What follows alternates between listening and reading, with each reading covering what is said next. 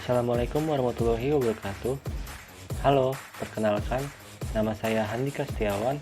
Saya dari kelas A, Teknik Industri tahun 2020. Pada kesempatan kali ini, saya akan menjelaskan jawaban terkait ujian akhir semester ganjil tahun akademik 2020-2021. Soal pertama, suatu persamaan gelombang diberikan 0,03 sin 2pi 50t negatif 2x dengan t dalam sekon, x dan y dalam meter. Tentukan amplitude gelombang, frekuensi sudut gelombang, tetapan gelombang, frekuensi sudut gelombang, periode gelombang, panjang gelombang, persamaan kecepatan gelombang, dan persamaan percepatan gelombang. Pada soal pertama ini membahas tentang gelombang berjalan. Apa itu gelombang berjalan? Gelombang berjalan adalah suatu gelombang dengan amplitude yang tetap atau sama. Contohnya, jika kita mengambil seutas tali AB yang kita bentangkan mendatar, lalu ujung B tali tersebut diikat pada tiang, sedangkan ujung A kita pegang. Apabila ujung A yang kita gerakkan tadi naik turun terus-menerus, maka pada tali tersebut terjadi rambatan gelombang. Rambatan gelombang inilah yang dinamakan gelombang berjalan. Gelombang berjalan ini memiliki persamaan rumus, yaitu positif negatif A sin 2P omega T positif negatif Kx, di mana nilai A merupakan amplitude gelombang. Jika nilainya positif, berarti arah getar pertamanya ke atas, dan negatif jika arah getar pertamanya ke bawah. Lalu omega merupakan frekuensi sudut gelombang. Kemudian nilai K merupakan tetapan gelombang. Nilai positif negatif ini menandakan arah rambat gelombang. Jika positif berarti ke kanan, sedangkan kalau negatif berarti arah rambat gelombangnya ke kiri. Kembali ke soal, berarti persamaan tersebut harus dirubah terlebih dahulu ke dalam persamaan yang seharusnya menjadi 0,03 sin 100 pt negatif 4 px, sehingga amplitude gelombangnya adalah 0,03 meter. Frekuensi sudut gelombangnya yaitu 100 pi radian per second, tetapan gelombangnya 4 pi, frekuensi gelombang yaitu frekuensi sudut dibagi 2 pi yang hasilnya adalah 50 Hz. Periode gelombang 1 dibagi frekuensi sehingga jawabannya 0,02 second. Panjang gelombang yaitu 2 pi dibagi tetapan gelombang yang hasilnya setengah meter. Persamaan kecepatan gelombang yaitu omega A kali cos omega T minus Kx yang hasilnya adalah 3 pi cos 100 pi T negatif 4 pi X, dan persamaan percepatan gelombang yaitu negatif 3 pi kuadrat sin 100 pi T negatif 4 pi X. Soal nomor 2 yaitu massa matahari dan massa bumi masing-masing 2 kali 10 pangkat 30 kg dan 5,96 kali 10 pangkat 24 kg. Jarak rata-rata bumi ke matahari adalah 150 juta km. Tentukan gaya gravitasi matahari pada bumi. Konstansi gravitasi umum yaitu 6,67 dikali 10 pangkat negatif 11 Newton meter kuadrat per kilogram kuadrat.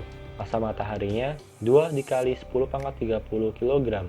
Massa buminya 5,96 dikali 10 pangkat 24 kg. Dan jarak rata-rata bumi ke matahari yaitu menjadi 150 miliar meter. Sehingga untuk mencari gaya gravitasi matahari pada bumi, konstanta gaya gravitasi pada umum dikali massa matahari dikali massa bumi dibagi jarak rata-rata bumi ke matahari kuadrat, yang hasilnya adalah 3,5 dikali 10 pangkat 22 Newton. Soal berikutnya yaitu menentukan laju revolusi planet menggunakan rumus akar pangkat 2 dari konstanta gaya gravitasi umum dikali massa matahari dibagi R, yang hasilnya adalah 2,98 dikali 10 pangkat 4 meter per second. Soal berikutnya menentukan periode planet. Periode planet dapat dicari menggunakan rumus 2pi akar pangkat 2 dari jarak rata-rata bumi ke matahari pangkat 3 dibagi konstanta gaya gravitasi umum dikali massa matahari, yang hasilnya adalah 2,10 dikali 10 pangkat 6 second.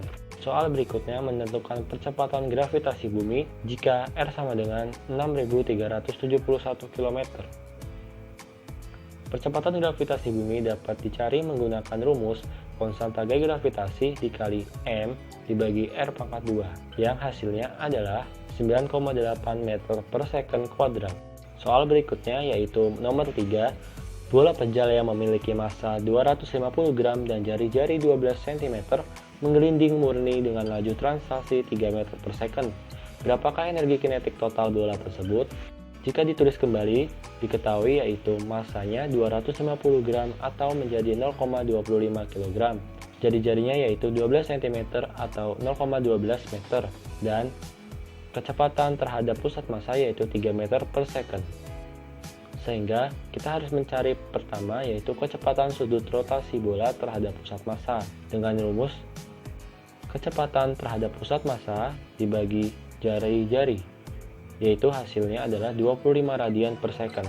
Kemudian mencari momen inersia bola terhadap pusat massa, yaitu 3/5 dikali mr kuadrat, yaitu hasilnya adalah 0,00216 kg meter persegi. Setelah itu, baru bisa menentukan energi kinetik translasi bola dengan rumus setengah dikali mv kuadrat, yang hasilnya adalah 1,125 joule. Dan selanjutnya, energi kinetik rotasi terhadap pusat massa dengan rumus setengah dikali momen inersia dikali omega kuadrat, yang hasilnya adalah 0,675 joule. Jadi, energi kinetik total bola tersebut adalah energi kinetik trans ditambah energi kinetik rotasi. Hasilnya yaitu 1,8 joule. Soal berikutnya nomor 4. Apa yang Anda ketahui tentang aliran laminer dan aliran turbulen? Jelaskan. Aliran laminer adalah suatu aliran yang bercirikan tinggi difusi momentum dan konveksi momentum rendah.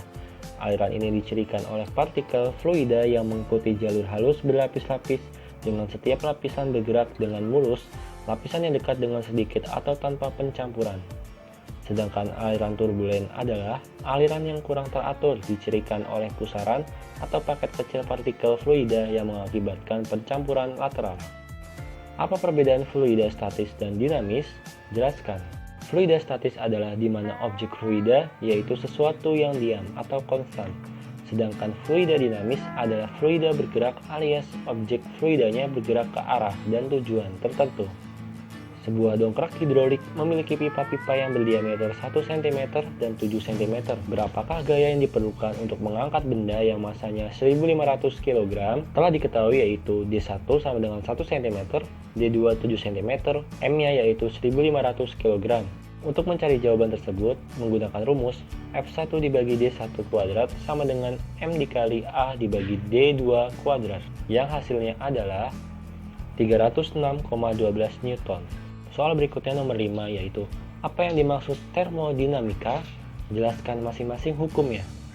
Jadi, termodinamika adalah salah satu cabang dari ilmu fisika yang mempelajari panas dan temperatur, serta hubungan keduanya pada energi dan gerak.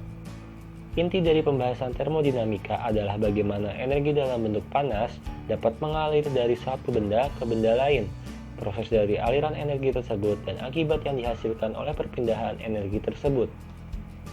Dan hukumnya yaitu ada 4. Pertama, hukum zero atau hukum awal termodinamika. Hukum termodinamika zero menjelaskan kesetimbangan termal berlaku universal. Dengan kata lain, apapun zat atau materi benda akan memiliki kesetimbangan termal yang sama bila disatukan.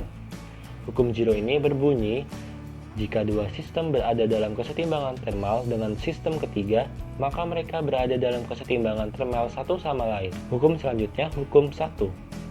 Hukum termodinamika 1 menunjukkan hukum kekekalan energi yang berbunyi, energi tidak dapat diciptakan ataupun dimusnahkan, melainkan hanya bisa diubah bentuknya saja.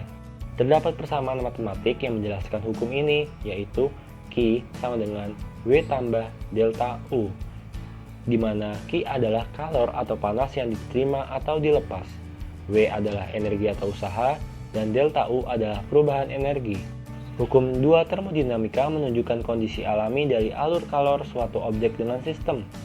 Kalor mengalir secara alami dari benda yang panas ke benda yang dingin. Kalor tidak akan mengalir secara spontan dari benda dingin ke benda panas tanpa dilakukan usaha. Hukum 3 termodinamika berbunyi entropi dari suatu kristal sempurna pada absolut nol adalah sama dengan nol. Hukum termodinamika yang terakhir membahas tentang temperatur nol absolut. Menurut hukum ini, ketika suatu sistem mencapai temperatur nol absolut dalam derajat Kelvin, semua proses akan berhenti dan entropi sistem akan mencapai nilai minimum. Hukum ketiga ini turut menyatakan entropi benda berstruktur kristal sempurna pada temperatur nol absolut juga bernilai 0. Soal berikutnya yaitu 200 gram es bersuhu minus 20 derajat Celcius dimasukkan ke dalam bejana berisi air 500 gram bersuhu 95 derajat Celcius. Bila kalori yang diserap bejana diabaikan, berapakah suhu akhir campuran air sampai air mencair seluruhnya? Diketahui yaitu M1 sama dengan 200 gram, T1 yaitu minus 20 derajat Celcius, M2 500 gram, T2 95 derajat Celcius, kalor S yaitu 2100 Joule per kilogram derajat Celcius, dan kalor air adalah 4200 Joule per kilogram derajat Celcius. Jadi yang ditanyakan adalah berapa suhu akhir campuran atau TC. Untuk menjawab pertanyaan ini menggunakan konsep Q lepas sama dengan Q terima. Dengan rumus M1 dikali kalor S dikali TC minus T1 sama dengan M2 dikali kalor air dikali T2 minus TC, sehingga hasil suhu akhir campurannya yaitu 75,83 derajat Celcius. Sekian dari jawaban yang bisa saya sampaikan terkait ujian akhir semester ganjil Fisika Dasar. Mohon maaf bila ada kesalahan kata. Terima kasih. Wassalamualaikum warahmatullahi wabarakatuh.